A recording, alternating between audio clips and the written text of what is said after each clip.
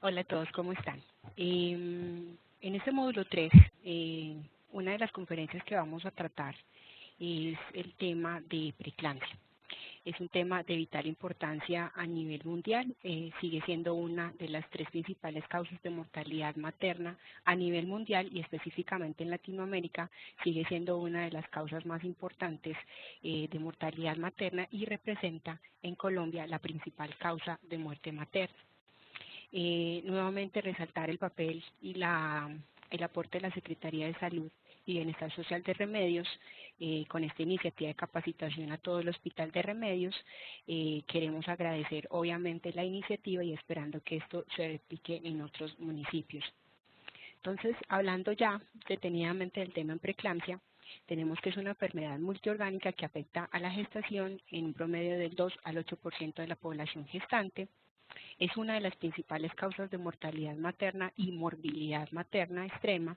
Además, es una causa importante de prematurez iatrogénica en nuestro medio y obviamente una de las causas y la etiología de la restricción de crecimiento intrauterino fetal con las consideraciones que esto tiene en nuestro medio de muerte perinatal. Hay un punto importante para mí en este concepto para resaltar y es que aunque la preeclampsia es clasificada como una enfermedad hipertensiva de la gestación, verla primariamente como un problema de presión arterial alta es incorrecto. Básicamente la presión arterial alta es una de las complicaciones que se presentan y una de las manifestaciones de la enfermedad, incluso es obviamente la primera en el diagnóstico y las variables diagnósticas para esta patología, pero básicamente la presión alta obviamente se vuelve uno de los condicionantes de evaluar, pero no la única circunstancia cuando estamos hablando de gestantes con complicación preeclámptica. Hoy en día las clasificaciones en preeclampsia han venido cambiando. Se considera obviamente que al momento del diagnóstico no es una patología estática, sino que es una enfermedad progresiva. Incluso cuando tenemos hipertensión gestacional, que es aquella donde la presión arterial alta, pero la proteinuria es negativa, hasta un 25 o un 50% de estas pacientes pueden progresar a preeclampsia de complicaciones severas. Problema grande dentro del contexto del diagnóstico es que es imposible predecir la rapidez de la progresión de estas complicaciones. Entonces yo tengo una gestante que llega con presión arterial a nuestro servicio de urgencias alta. En el contexto lo que tendría que hacer es obviamente un perfil toxémico donde yo descarte si tiene compromiso de órgano blanco o proteinuria donde me pueda o no descartar el contexto de una preeclampsia establecida. Pero el principal diagnóstico para descartar sería preeclampsia antes de hipertensión. Y teniendo en cuenta que en cualquier momento del diagnóstico de la enfermedad, de la manifestación de la enfermedad en la gestante, esta enfermedad puede progresar hacia daños de órganos vitales muy importantes con posibles consecuencias que generen morbilidad extrema en la gestante como una insuficiencia renal o un compromiso obviamente del sistema nervioso central o incluso muerte en el caso de complicaciones muy graves. Entonces, básicamente la enfermedad se manifiesta con alteraciones de varios sistemas a nivel del organismo en general. Una de las principales manifestaciones de la preeclampsia sería la afectación cardiovascular, donde la palabra clave en el contexto de valoración de esa gestante sería hipertensión arterial. ¿Por qué se da esa hipertensión arterial? Básicamente hay una disfunción y una inflamación endotelial que conlleva la hiperreactividad vascular que se manifiesta obviamente con presiones arteriales altas en el contexto de diagnóstico para preeclampsia, con una presión arterial sistólica mayor de 140 y o una presión arterial diastólica mayor de 90 milímetros de mercurio. La hipertensión es secundaria a la disfunción endotelial y por ende hay también disminución de leucocitos, complemento de activación de coagulación, lo que lleva a una trombocitopenia y a extravasación de líquidos hacia espacio extravascular. Por eso el edema en las gestantes es uno de los parámetros para evaluar, aunque obviamente no sería patognomónico de la enfermedad porque el edema es muy común en la mayoría de la población gestante. El otro compromiso que se puede presentar con la preeclampsia y que quede claro que es una alteración sistémica endotelial sería la afectación renal. En este caso, la palabra clave para evaluar la afectación renal sería la presentación de oliguria. ¿Por qué se da la afectación renal? Primero porque hay extravasación de líquido intravascular al espacio extravascular, produciendo obviamente un aumento de la concentración a nivel intravascular, dándose entonces una insuficiencia renal, prerrenal por hipovolemia. Además de eso, obviamente, en el compromiso que se presenta en el endotelio hay una producción de placenta de una proteína llamada tirosina quinasa 1 soluble similar a la FMS, que es básicamente una proteína que disminuye la producción de vascular a nivel sistémico. Entonces puede producir edema e hipertrofia de las células endoteliales que recubren el glomérulo, llamándose glomeruloendoteliosis, y lo cual reduce la filtración glomerular y produce la proteinuria. ¿Cómo la puedo evaluar en nuestra paciente? Pues básicamente tenemos que medir el gasto urinario de esta paciente y este debe presentarse menor de 25 a 30 mililitros hora en 2 horas consecutivas, o obviamente un aumento en la creatinina sanguínea, teniendo en cuenta que para esas pacientes gestantes normalmente no se permite valores mayores a 0.8 miligramos por decilitro en el laboratorio, que eso sería normal para población general. O si yo tengo un aumento de 0.5 miligramos decilitro como valor, sin haberse salido de los valores de referencia que les estoy dando, se considera igual que puede haber un compromiso renal y debe actuarse consecuente a este contexto. En cuanto a afectación hepática, la palabra clave en ese contexto sería dolor o sensibilidad epigástrica, dolor referido al hombro, que es obviamente una irradiación del dolor epigástrico, o dolor en cuadrante superior derecho. ¿Por qué se da esta afectación hepática? Básicamente hay un daño en células endoteliales que recubren vasos pequeños, lo que lleva a la hemólisis y depósito de fibrina con posterior necrosis hepática, haciendo posteriormente un daño posible de un hematoma subcapsular hepático, que básicamente es una consecuencia muy grave en el contexto del compromiso hepático.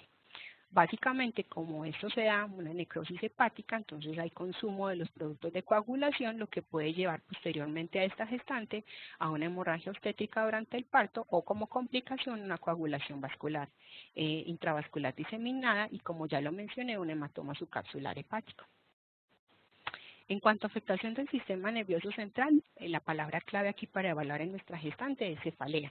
Entonces, básicamente, ¿por qué se da? Hay una extravasación de líquido de tejido cerebral, edema secundario y posterior vasoespasmo reflejo, sobre todo en la parte posterior por el tipo de inervación que presenta a nivel cerebral. Esto dando obviamente una encefalopatía posterior que se puede presentar en un 60-80% en los casos de eclampsia.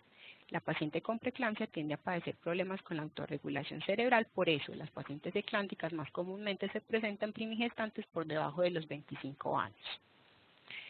En cuanto a afectación cardiovascular, la palabra clave para evaluar aquí en nuestras gestantes sería la ortopnea. Básicamente estos pacientes pueden manifestar disnea o obviamente disnea con el decúbito supino, lo que nos debería hacer pensar en un edema agudo de pulmón, que no es muy común en nuestro medio, pero que básicamente es una de las causas para evaluar y una de las consecuencias para evaluar dentro de la preeclampsia, y por la cual tenemos que tener mucho cuidado con la reposición de volúmenes que hacemos a pacientes que tengan diagnóstico de preeclampsia con criterios de severidad. Y básicamente ese edema de pulmón se da por una disrupción endotelial. Recordemos que la preeclampsia es un compromiso endotelial sistémico, obviamente que produce un compromiso general de todo el estado de la paciente gestante. En cuanto a las afectaciones, también tenemos el compromiso que se da a nivel de placenta y que la manifestación básicamente la va a hacer el feto. Muchas pacientes que tienen algún compromiso en su estado general lo que van a manifestar son actividad uterina o estados fetales no tranquilizadores, o a nivel crónico puede presentarse restricción del crecimiento intrauterino. También puede presentarse con oligoamnios, con pruebas de bienestar fetal alteradas, como ya lo mencioné, y en algunos casos una de las complicaciones severas y graves que tenemos dentro del contexto de estas gestantes es una abrupción de placenta. En cuanto al diagnóstico, quiero que quede muy claro que básicamente, y según las guías del Task Force de la COUT del 2013, que son las que estamos teniendo como bibliografía para esta presentación, en este momento tenemos una clasificación de preeclampsia o preeclampsia con criterios de severidad por la característica progresiva que tiene la misma enfermedad. Entonces desaparece el término de preeclampsia moderada, dado la naturaleza progresiva de la enfermedad, y queda solo como diagnóstico de preeclampsia y se realiza búsqueda activa de los factores de severidad que ya vamos a mencionar. Entonces, dentro del contexto del Task Force de la COP, tenemos que los diagnósticos que podemos considerar en ese instante sería hipertensión crónica, que es aquella que ya viene con un diagnóstico de hipertensión anterior, y al empezar el embarazo ya sabemos que está con hipertensión y básicamente el manejo que le damos es con el alfa-metildopa. Recordemos que la dosificación del alfa-metildopa debe ser entre 500 miligramos, mayor a 500 miligramos, no 250 miligramos, y la dosificación debe ser cada 12 horas para que el medicamento sea bien utilizado. En ese caso siempre tenemos que hacer búsqueda activa de que haya una sobreagregación de preeclampsia en el contexto de una paciente que ya tiene el antecedente de hipertensión. Posterior a eso, cuando el diagnóstico es nuevo durante la gestación, tenemos que pensar en que tenemos una hipertensión gestacional que básicamente es la que nos acompaña de proteinuria, pero no solo de proteinuria, sino que también tenemos que buscar el compromiso de órganos blancos, bien sea, como los acabamos de mencionar, a nivel sistema nervioso central, renal, hepático y cardiovascular. Tenemos el diagnóstico de preeclampsia, que es aquella donde tenemos una presión arterial sistólica mayor de 140, diastólica mayor de 90, y además de eso, pues que tenga una proteinuria positiva, que se toma en proteinuria de 24 horas mayor de 300 miligramos en 24 horas, o una relación proteinuria creatinina mayor de 0.3 en aquellos establecimientos que puedan establecer la relación. Tenemos también, obviamente, dentro de la preeclampsia, la búsqueda de criterios de severidad, entonces tendríamos preeclampsia con criterios de severidad, y el diagnóstico de eclampsia, que es aquella donde obviamente tenemos el diagnóstico de preeclampsia y la paciente convulsiona. Entonces, ¿cuáles son los criterios de severidad que vamos a buscar en aquellas pacientes que estamos buscando el diagnóstico, evaluando el diagnóstico de preeclampsia? Entonces, es aquella paciente que tiene una presión arterial sistólica mayor de 160. Tengan en cuenta que en ese contexto, obviamente, la presión debe sostenerse en el tiempo, entonces debe ser establecida en un primer momento y ser verificada 15 minutos después por la gravedad del diagnóstico inicial y además por el valor que se encontraba en el contexto de la valoración de la paciente. De ahí empezar a tomar medidas. Es aquella también que tiene presión arterial diastólica mayor de 110, que debe ser corroborada a los 15 minutos después de la primera toma. Aquella que se encuentran plaquetas menores de 100.000. Además se encuentra también aminotransferasas elevadas, AST o ALT mayor de 70 o 2 veces el valor normal, donde encontramos una creatinina mayor de 1.1 miligramos de cilito o el valor doble del normal, pero tengan en cuenta que de todas maneras una creatinina mayor de 0.8 ya me está marcando, es un marcador de disfunción. Entonces tenemos que estar pendiente de esa paciente, aquella en la cual tenemos un diagnóstico o una sintomatología y signos de edema de pulmón, o aquella paciente que presente cefalea y cambios visuales asociados, que básicamente es el que de pronto a veces más despreciamos o desvaloramos por la subjetividad y por la falta de un recurso para medir el grado de severidad, pero tiene que ser medido en cuenta. Y toda paciente que llegue a nuestro servicio de urgencias con cefalea y con presiones para rango de preeclampsia debe ser obviamente evaluada y estandarizada según los valores de gravedad para establecer el diagnóstico o no. Entonces, en cuanto a presión arterial, recuerden que el aumento de la presión arterial puede ser uno de los dos parámetros. No necesariamente tiene que estar asociado al aumento de los dos parámetros, ¿cierto? Eso lo dice y lo marcan mucho las guías y quiero que lo tengan en cuenta. Con uno de los dos parámetros se puede hacer el diagnóstico. Cuando yo tengo una paciente en el primer momento y presento una presión arterial sistólica o diastólica que da como para un paciente en estudio, pues debo de hacer la medición nuevamente 4 horas posteriores a la primera toma de la presión arterial.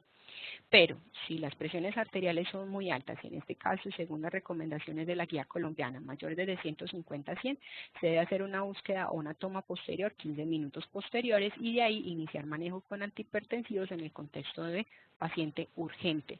Eso quiere decir no alfa-metildopa, porque básicamente es un antihipertensivo muy moderado. La disminución de las presiones arteriales se van a demorar mucho en tomar, y básicamente recuerden que las presiones arteriales, más que riesgo de eclampsia, lo que producen es un riesgo de un accidente cerebrovascular o complicaciones cardiovasculares al nivel del sistema nervioso central y corazón. Si hay indicación de hipertensivos que básicamente estarían por encima de 150 a 100, pues debemos iniciarlos, ojalá lo más pronto posible. Las guías establecen un máximo de 30 a 60 minutos, pero deberíamos de tener estandarizado el inicio de los antihipertensivos lo más pronto posible. En estos guías se plantean también que los estudios muestran que las complicaciones importantes asociadas a la presión arterial sistólica alta son más para la presión sistólica más que para la diastólica. E igual, de todas maneras, se hace énfasis que debe haber un buen manejo, un adecuado manejo de las crisis hipertensivas. En cuanto a los medicamentos que tenemos para el manejo agudo de las presiones arteriales altas, en el caso de 150-100, serían en nuestro medio la betalol, nifedipina, que son las más fáciles de conseguir. Yo sé que la betalol es más un medicamento para segundo o tercer nivel, ojalá lo pudieran conseguir porque es un medicamento importante dentro del contexto de crisis hipertensivas, y el que más funciona además es un medicamento que se debe dar por vía intravenosa por bolos, y los que tenemos de pronto más a la mano sería la hidralazina. La nifedipina, porque la hidralazina es un medicamento que ni siquiera en los terceros niveles y la distribución por parte de las casas farmacéuticas es muy poco. Entonces, si vamos a utilizar la betalol, básicamente es un medicamento que se utiliza en bolos por vía intravenosa.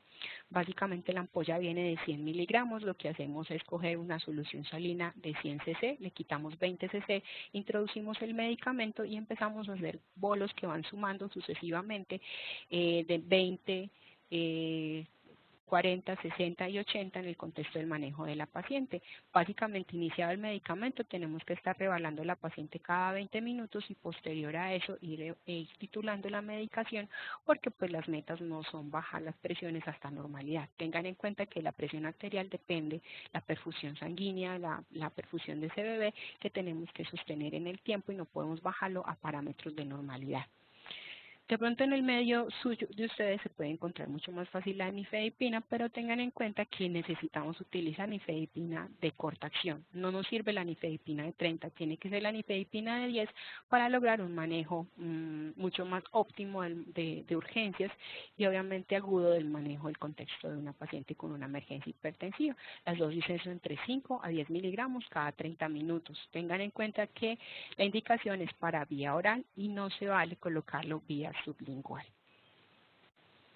En cuanto a la proteinuria, quería hacer pues como algunos refinamientos en el contexto, en el manejo de las pacientes. Recientes estudios demuestran que cantidad de proteinuria no refleja gravedad ni predice complicaciones maternas o perinatales en el contexto de estas gestantes, e incluso antes se utilizaba como marcador de severidad, ahora no se está utilizando, simplemente se tiene en cuenta para el diagnóstico como tal. Dado que su recolección puede retrasar el diagnóstico, ahorita en nuestro medio estamos utilizando más la relación proteínuria-creatinina, del cual obviamente esperamos que el valor de normalidad sea por encima de por debajo de 0.3. Mayor de 0.3 ya genera diagnóstico para preeclampsia. En cuanto a nuevos énfasis en los signos y en los síntomas, las guías establecen que la cefalea y compromiso visual epigástrico predicen moderadamente serias complicaciones maternas. La ausencia de síntomas no es tan exacto en descartarlos. Entonces, nuevamente, síntomas tan subjetivos como la cefalea deben de ser tenidos muy en cuenta en el contexto y valoración de la paciente, dependiendo de las características clínicas y los factores de riesgo que hayamos asociado en el contexto del manejo de estas pacientes. Ok. Anormalidades en los resultados del laboratorio que evalúan la función hepática, renal y trombocitopenia son signos de serias complicaciones. Entonces, así los valores no están dentro de los valores de referencia que yo les acabo de dar, que es ACT-ALT mayor de 70 o aumento de 2 veces la normalidad o una creatinina por encima de 1.1. Si yo ya veo que hay un aumento en los niveles de transaminasas o un aumento en la creatinina con razón a la basal que yo tengo en el ingreso, o ya hay una disminución de las plaquetas, tengo que estar pensando que esta paciente ya puede tener un diagnóstico de una complicación grave, un compromiso de órgano blanco que puede obviamente en el tiempo seguir progresando y acompañarse de más complicaciones dentro del contexto del manejo de la gestante. Entonces, por eso es importante manejar todas estas disfunciones, y hasta que obviamente no se evalúe, no se podría descartar, obviamente, si la paciente tiene o no tiene criterios de severidad para definir la terminación del embarazo inmediato. A pesar de los esfuerzos en los estudios de biomarcadores y del isómetro Doppler, no hay evidencia suficiente para estandarizar las guías de manejo. Antes hacíamos tamización con Doppler a las 14 semanas en el contexto de manejo de estas pacientes que tenían antecedentes o algún factor de riesgo. En este momento ya no se está utilizando y realmente son muy malos predictores de complicaciones en el contexto. Y aunque se están haciendo muchos estudios de biomarcadores, no son compatibles con el contexto de la clínica actual. Básicamente todavía no los estamos utilizando y todavía no han dado una solución al contexto de de la patología de la preeclampsia, o sea que siguen sin ser utilizados en nuestro medio. La utilización de aspirina está indicada en pacientes con factores de riesgo y se recomienda a inicio tan temprano como a las 12 semanas, entre 75 y 100 miligramos, aunque siendo más estrictos las guías lo definen por debajo de las 20 semanas, pero lo ideal en esos pacientes que tenemos captadas desde el mismo control prenatal debería ser utilizado desde las 12 semanas. Las guías para Estados Unidos no son tan enfáticas en la utilización de calcio, pero en las nuestras sí se utilizan porque básicamente se ha mostrado mejoría en la población que ha mostrado niveles de calcio bajo y que puede ser obviamente estandarizado a nuestra población actual. Entonces la indicación también es que por encima de las 14 semanas utilicemos calcio 1200 miligramos diarios. Entonces, en cuanto al manejo de la preeclampsia, hay que ser bastante enfáticos que el único tratamiento definitivo es el parto. Entonces, en ese contexto, básicamente hasta que la paciente no tenga parto, no podemos estar tranquilos en el contexto de vigilancia de esta paciente. Los antihipertensivos y sulfato de magnesio disminuyen los riesgos de complicaciones serias, pero el proceso de activación endotelial e inflamación no tienen tratamiento. O sea que básicamente hasta que no se saque la placenta no podemos esperar a que la paciente mejore dentro del curso. Los tratamientos antihipertensivos buscan disminuir las complicaciones cardiovasculares, el sulfato de magnesio y la complicación de eclampsia, pero básicamente no disminuyen el proceso fisiopatológico que se presenta en la preeclampsia y como tal, hasta el parto no podemos pensar que la paciente pueda tener una resolución del cuadro. El sulfato de magnesio lo utilizamos como prevención y tratamiento de convulsiones eclánticas. La recomendación es utilizarlo en todas las pacientes con criterios de severidad que ya mencionamos. Básicamente el sulfato de magnesio produce vasodilatación arterial secundaria, pero que no se debe considerar como un antihipertensivo. Eso explica a veces que cuando empecemos el sulfato de magnesio en algunas gestantes nosotros veamos una mejoría, obviamente, en las cifras de presión arterial que estamos manejando la paciente.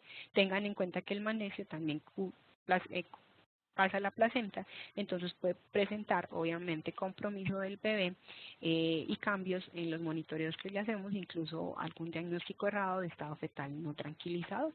Por eso también obviamente cuando empezamos el sulfato de magnesio y tenemos una paciente con criterios de severidad, eso significa que debemos terminar el embarazo para ser consecuente con el diagnóstico.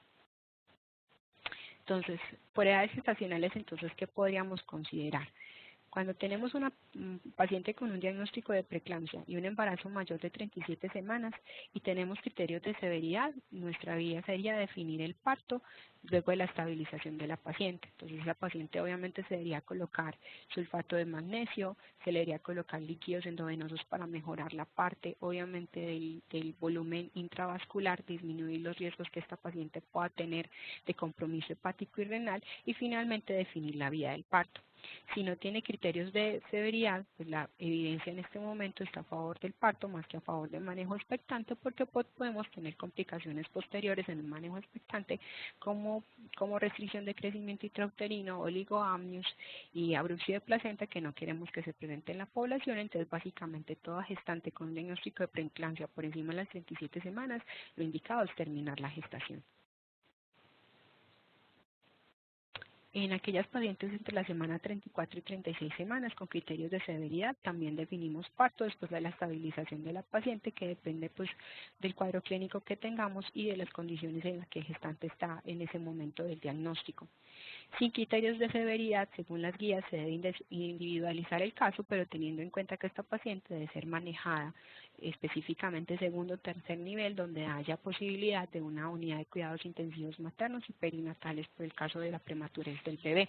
Entonces tenemos que hacer mucho énfasis que esta paciente, si se decide continuar el embarazo, tiene que ser con monitoreo continuo y además de eso tiene que haber la posibilidad de desembarazarla en cualquier momento. Inmediatamente la paciente empiece a tener complicaciones.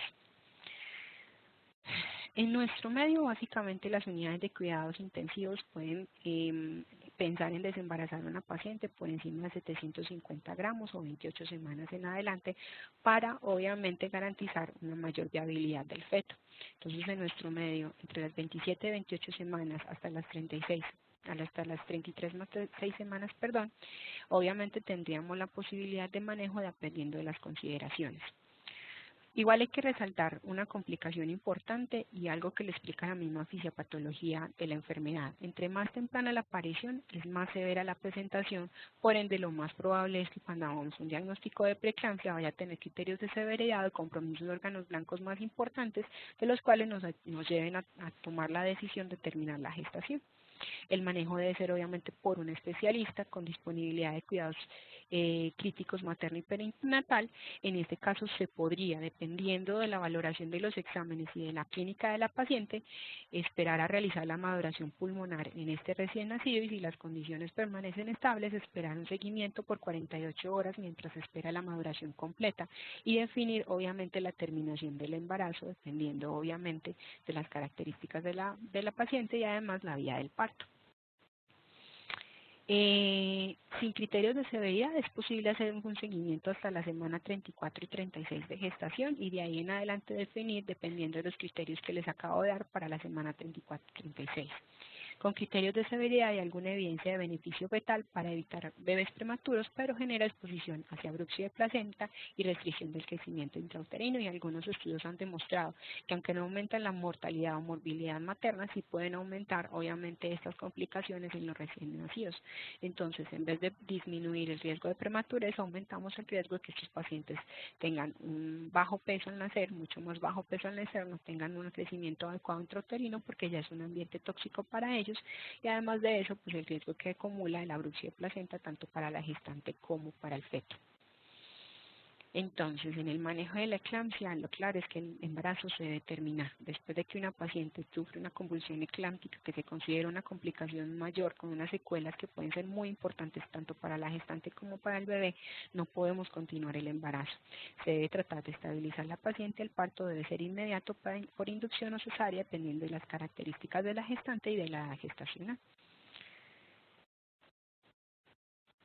Dentro del contexto de manejo, nuestros estándares o los protocolos que manejamos aquí básicamente es que iniciamos con bolos de 4 a 6 gramos intravenosos para pasar en bolo en 20 minutos y continuamos con un mantenimiento de 1 gramo hora por infusión, ¿cierto? En el contexto de estas mezclas que hacemos nosotros en nuestro medio, básicamente siempre utilizamos una solución de 500 cc al cual colocamos 5 ampollas de sulfato de magnesio, cada ampolla aporta 2 gramos a la solución y básicamente ponemos entre 200 y 250 cc en bolo por 20 minutos y continuamos en una infusión de 55 cc hora. Yo sé que hay mezclas donde obviamente se mezclan más ampollas y menos líquido, pero le recomendaría esta porque de todas maneras la reposición de líquido intravascular en las gestantes es importante, porque acuérdense que hay una hipovolemia relativa por obviamente la permeabilidad endotelial que se presenta. Entonces básicamente entre más líquido coloquemos dentro de la solución salina podemos garantizar que además de estar colocando el sulfato de magnesio estamos haciendo una reposición de volumen que nos ayuda a disminuir los riesgos de falla renal prerenal que estas pacientes podrían presentar.